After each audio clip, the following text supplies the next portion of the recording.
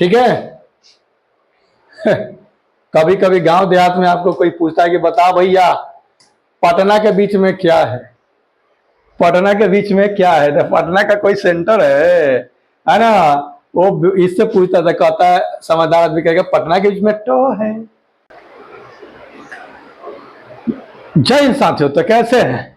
चलिए, आशा करता हूं कि अच्छे होंगे, जाओ एकदम मस्त होंगे, तंदुरुस्त होंगे। ओके, तो आइए आज के इस वीडियो में हम लोग देखने वाले हैं बिहार से संबंधित एकदम पुल एकदम नरम नरम है ना, एकदम मुलायम मुलायम 50 क्वेश्चंस। ठीक है, 50 क्वेश्चनों को हम लेकर के आए हैं जो बिहार से रिलेटेड है, और इसे हर विद्यार्थी और हर तबके के लोगों को जानना क्या होता है, जरूरी होता है। ठीक है, ये क्योंकि समझ लीजिए अपने बिहार से रिलेटेड है। आइए तो बिना देर किए हुए इस वीडियो को देखते हैं, शुरू करते हैं। ठीक है, देख मेरे भाई, ये है आपका बिहार का मैप है ना। ये हमारा प्यारा सा बिहार है। ओके, और ये महाबोधि मंदिर का यहाँ पे बगल में चित्र है जो कि फेमस है, और ये आपका पटना का गोल घर है ना। आइए जानते हैं, सबसे पहला क्वेश्चन रख रहे हैं हम कि बिहार की राजधानी कहाँ है।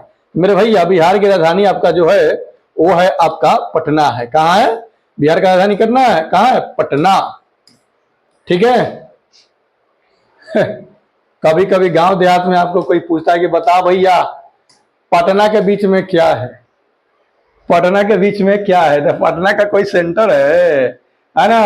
वो इससे पूछता था, कहता है समझदार आदमी कहेगा पटना के बीच में तो है, और क्या है। ठीक ना। चलिए, ये सब बिहार का गठन कब हुआ था, बिहार अस्तित्व में कब आया? ये आया था 22 मार्च 1912 को। बिहार एवं उड़ीसा प्रांत अलग होकर बिहार एक स्वतंत्र राज्य बना था। ठीक है, उड़ीसा नहीं, ठीक है, उड़ीसा नहीं, बंगाल था, और उड़ीसा बाद में 36 में अलग हुआ है। ठीक, बिहार का कुल क्षेत्रफल कितना है? तो बिहार का एरिया 94,163 वर्ग किलोमीटर है। ठीक ना, 94,163 वर्ग किलोमीटर, जो भारत के कुल क्षेत्रफल का 2.86% है। ठीक है, 2.8686% है। ओके, बिहार की जनगणना 2011 के अनुसार, ठीक है, अगर देखा जाए बिहार की जनसंख्या 2011 के जनगणना के अनुसार कितना था, लगभग में है आंकड़ा ये। ठीक है, 10,40,99,452, ये लगभग की आंकड़ा है। बिहार की जनसंख्या घनत्व कितना है? जनसंख्या घनत्व का मतलब होता है 1 वर्ग किलोमीटर, 1 किलोमीटर लंबाई, 1 किलोमीटर चौड़ाई, इसके अंदर में कितने लोग रहते हैं। ओके, तो प्रति वर्ग किलोमीटर के हिसाब से देखा जाए तो ये होता है 1102 व्यक्ति रहता है। बाप, इतना सघन है।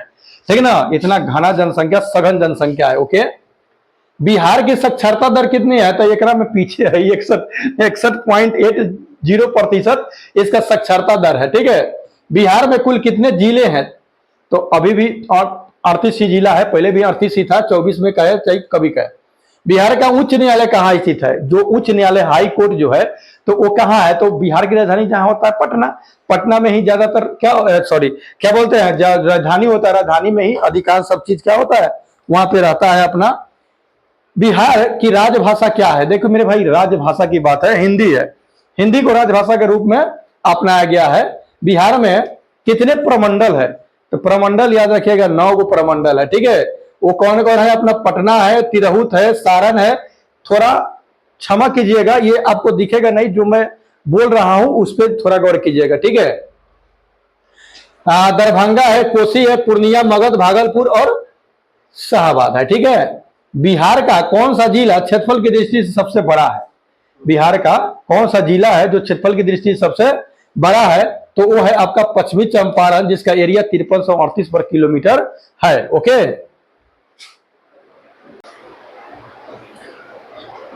पश्चिमी चंपारण जो है बिहार का सबसे बड़ा जिला है, 5338 वर्ग किलोमीटर उसका एरिया है।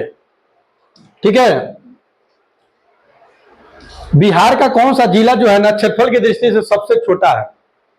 सबसे छोटा शिवहर है। ठीक है, और सबसे बड़ा पश्चिमी चंपारण है। मात्र 443 वर्ग किलोमीटर में यह फैला हुआ जिला है, एकदम छोटा है ना।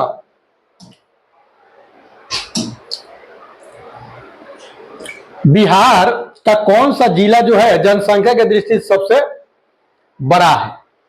तो राजधानी पटना एक तो राजधानी है जहां जाकर के लोग एकदम खचाखच भरा हुआ है ना। जनसंख्या उसका 19 लाख है, लगभग 20 लाख ले लीजिए, 19,58,635 के करीब है 11 के जनगणना के अनुसार। बिहार का कौन सा जिला जनसंख्या घनत्व की दृष्टि से सबसे अधिक है? तो ये पटना ही है। ठीक है, यहां पे लगभग 5,000 लोग प्रति वर्ग किलोमीटर में रहता है। अब जरा सोचिए कि 1 वर्ग किलोमीटर में 5,000 लोग रह रहा है। गंगा नदी बिहार के किन जिलों में बहती है? तो गंगा नदी जो है वो आपका भारत की तो सबसे बड़ी लंबी नदी है और बिहार में भी लंबी है। पूरा एकदम उत्तर से बुझ लीजिए कि पूरब से एकदम चली जाती है, कहां सॉरी पश्चिम से पूरब की ओर चली जाती है, जाकर बंगाल की खाड़ी में गिर जाती है। ठीक है, वो आपका है पश्चिमी चंपारण, सिवान, सारण, पटना, वैशाली, समस्तीपुर, खगड़िया, भागलपुर और बांका से होकर के गुजरती है। सोन नदी बिहार में कहां से प्रवेश करती है? तो सोन नदी जो है ये सब बिहार गंगा नदी के सहायक नदी है, ये औरंगाबाद जिले से। कोसी नदी को बिहार का को किस नाम से जाना जाता है? तो बिहार कोसी नदी जो है ना, ये ऐसी नदी है जो अपना मार्ग बदलने में बहुत माहिर है, जिसके कारण इसको बिहार का शोक कहा जाता है, क्योंकि ये बाढ़ लेकर के आती है और उत्तरी बिहार को एकदम तहस नहस कर देती है। गंडक नदी का उद्गम स्थल कहाँ है? तो गंडक नदी जो है वो आपका नेपाल के धौलागिरी पर्वत से निकलती है। ठीक है,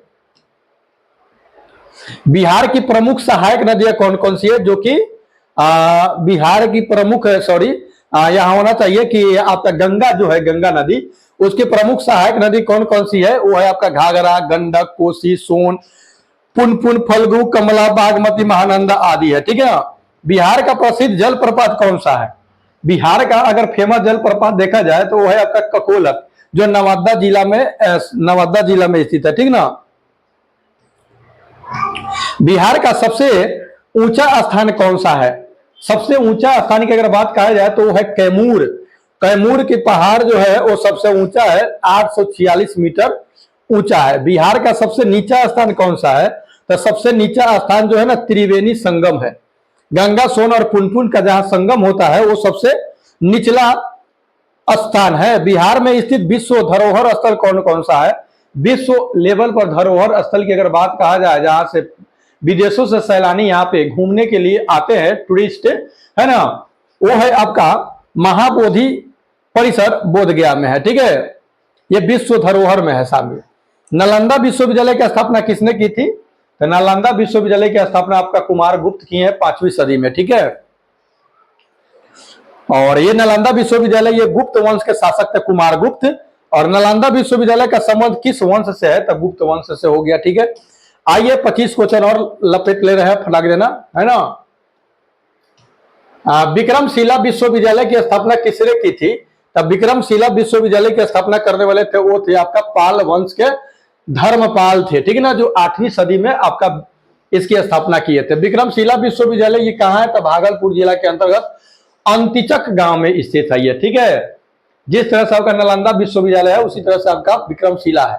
चंपारण सत्याग्रह किस वर्ष हुआ था? तो 1917 में हुआ था, नीलों के विरुद्ध हुआ था चंपारण आंदोलन, जो जबरदस्ती नील की खेती 3 कठिया प्रणाली लगा करके करता था। ठीक है, महात्मा गांधी पहली बार चंपारण कब आए थे? तो महात्मा गांधी क्योंकि यहीं से हीरो हो गए है ना, यहां से जो नीलों का जो सपोर्ट किए, नीलों के हक अधिकार की बात को उठाए सरकार के समक्ष अंग्रेजों के खिलाफ, ये 10 अप्रैल 1917 को। ठीक है, राजेंद्र प्रसाद का संबंध किस जिला से है? तो सारण जिला के जीरादेई गांव से ये है राजेंद्र बाबू, जो पहला स्वतंत्र भारत के राष्ट्रपति बने थे।